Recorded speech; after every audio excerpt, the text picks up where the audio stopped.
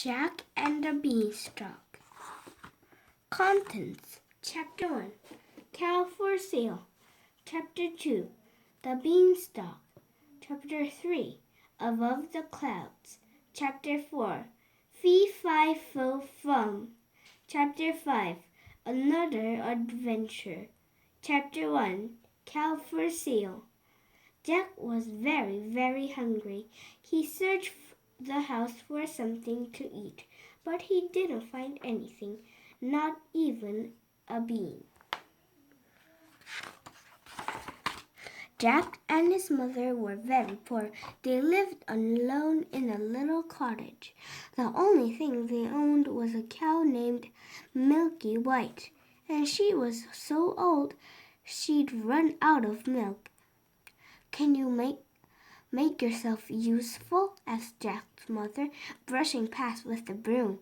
"But there's nothing to do," complained Jack. "Why don't you milk Milky White? She has no milk left." Jack's mother stopped sweeping and sat down. "We have nothing," she sighed. "Nothing to eat, nothing to drink, nothing to sell. Nothing except Milky White," Jack pointed out. There was a long pause, followed by a low tummy grumble. "All right," said Jack's mother. "Tomorrow you must take Milky White to the market. To market. Get the best price you can. Easy." Finally, Jack had a job to do. At the first sign of dawn, he ran outside. "Morning, Milky White," he said. "We're going to market." "Moo," said Milky White. She didn't understand a word. They hadn't gone far when they met an old man. "What a fine cow," he said. "Where are you taking her?" "To market," replied Jack. "Then go no farther. I'll buy her." The old man reached deep into his pocket and took out 5 dried beans. 1, 2, 3, 4, and 5.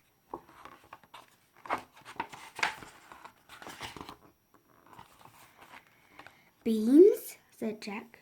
"Magic beans," answered the man. "Plant them today and you'll see a beanstalk reaching the clouds by morning." "Wow, that's amazing," said Jack. "And you'll give them to me for old Milky White?" Then the old man nodded. "It's a deal," Jack cried. He grabbed the beans, handed over Milky White, thanked the man, and ran off. Chapter 2. The Beanstalk. On the way home, Jack looked closely at the beans. "They don't look magic," he thought, frowning. "Oh dear, what's Mother going to say?" He soon found out. "You're back early," called his mother. "How much did you get for Milky White?" Jack didn't dare answer. Instead, he opened his fist and showed her the beans. "What?" His mother was furious. She threw the beans to the ground and sent Jack to his room. Thanks to you, there's no lunch or supper," she yelled. Jack hid under this blanket, feeling foolish. Finally, night came and he fell asleep. When he woke up, his room was still dark, but he could hear birds chattering. "Strange," he thought, and went to the window. A thick curtain of leaves blocked out the sun. He looked closer and saw a massive plant reaching up to the sky. A beanstalk. He raced downstairs and bumped into his mother. "Hello," he said timidly. "What have you done to my garden?" she screeched. screeched. Jack rushed past her. He wanted to climb his beanstalk. The twisted shoots made a good ladder. Soon Jack's house was nothing but a dot, and he was feeling rather dizzy. "I just climb as far as the clouds," he decided. Chapter 3. Above the Clouds. At last, Jack's hair brushed a soft, fluffy cloud. He climbed a little higher and almost fell off the beanstalk in surprise. There, floating in the distance, there was an enormous castle.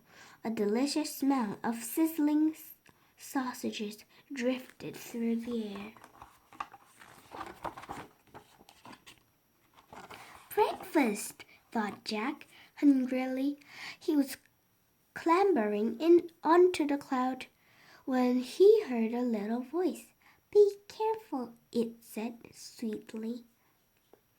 Jack saw a tiny figure with wings and a wand. "I don't believe in fairies," he thought. He blinked hard, but the fairy was still there. "A terrifying giant lives in that castle," warned the fairy. "He killed your father." "A giant killed my father? Didn't your mother tell you?" "He was a brave man," he sighed. "One day the greedy giant attacked a flock of sheep. Your father rushed to protect them, and the giant ate him."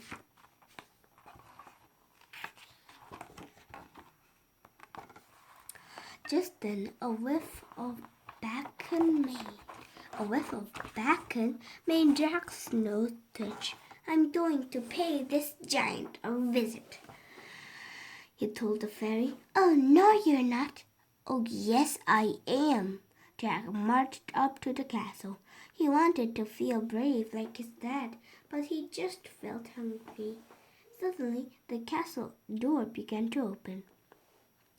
Jack hid behind a flower pot. A giant woman appeared, carrying a giant watering can. Pah! Then a giant drop of water splashed on Jack's head and drenched him. "Help!" he gargled. "Oh, sorry, dearie," said the giant woman. "I didn't see you. Come inside to dry off." She plucked Jack from the ground, sat him on the palm of her hand, and sailed him through the vast castle corridors. Chapter 4. Fee, fi, fum, fum. In no time, Jack was sitting on the kitchen table. "One sausage or two?" asked the giant woman.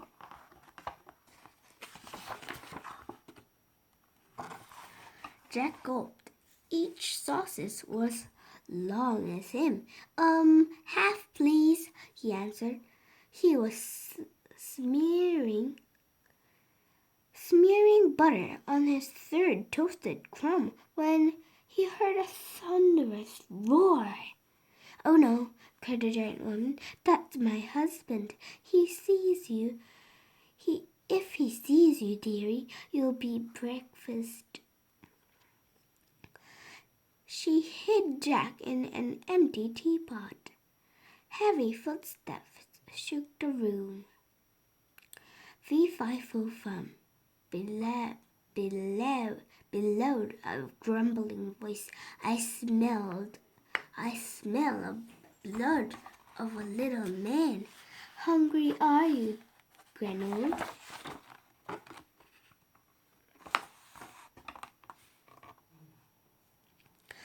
Jack slowly lifted the teapot and lid. A giant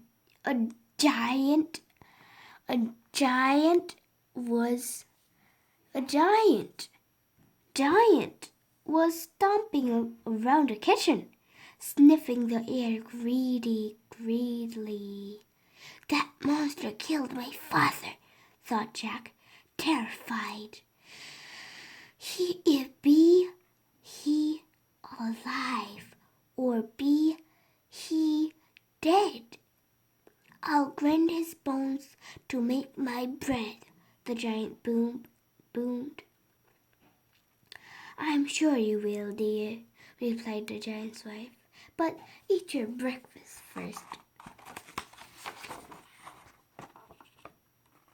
The giant soon forgot Jack's meal. He guzzled down every mouthful, then licked his plate clean.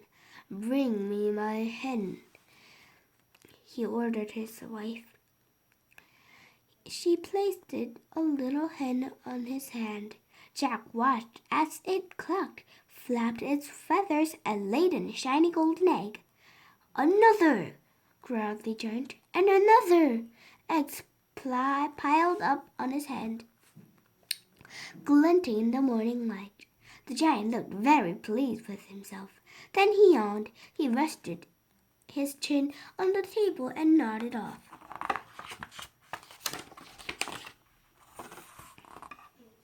Time to escape, thought Jack. He clambered out of the teapot and dropped down just by the giant's hand. The little hen stood trembling by her golden eggs. You're coming too. Jack grabbed the hen, slid down the tablecloth, and raced through a crack under the door. A giant dog barked loudly, but Jack kept running. He heard the giant's angry roar and ran even faster. At last, the beanstalk was in sight. Jack flung himself at it and scrambled down to safety. Another adventure. Chapter 5. Another adventure.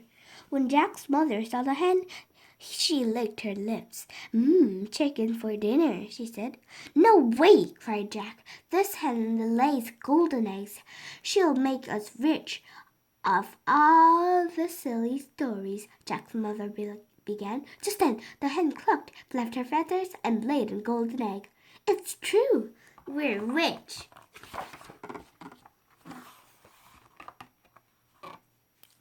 An egg a week bought Jack and his mother all they needed. Life was very comfortable, but also a little dull. One morning, Jack was lying in the shade of a beanstalk when the smell of sizzling sausages wafted by. He looked at the beanstalk toward above. Then he looked at the giant's magic hen.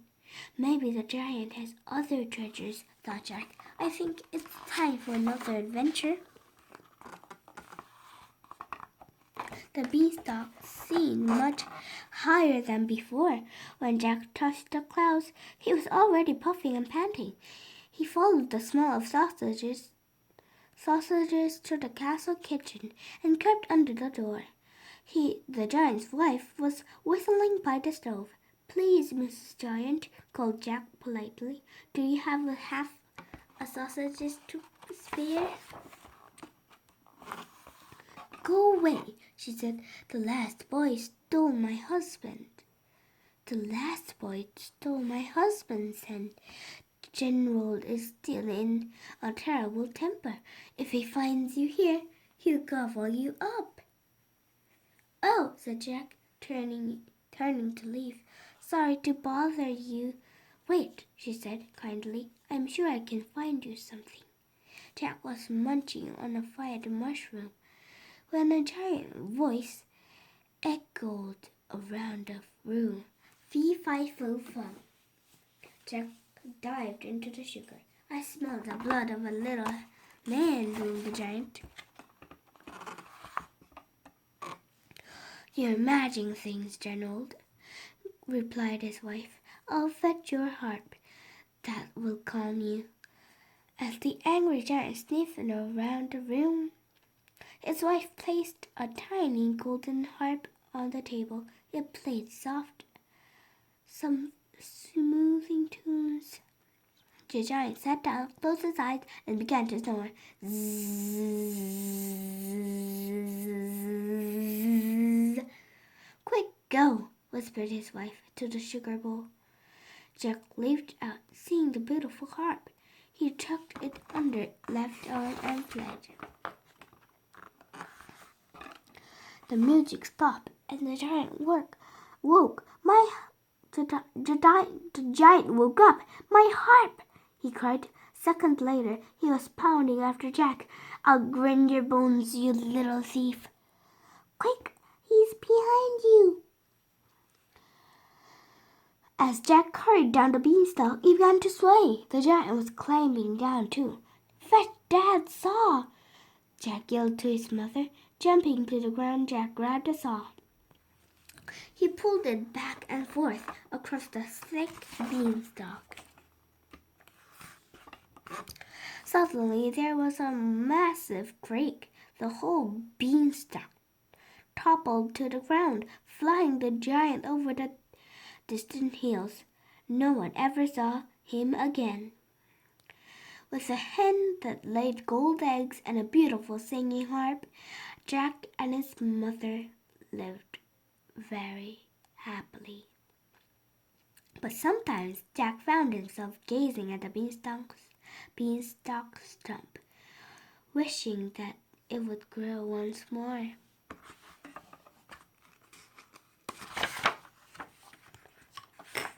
Oh, it was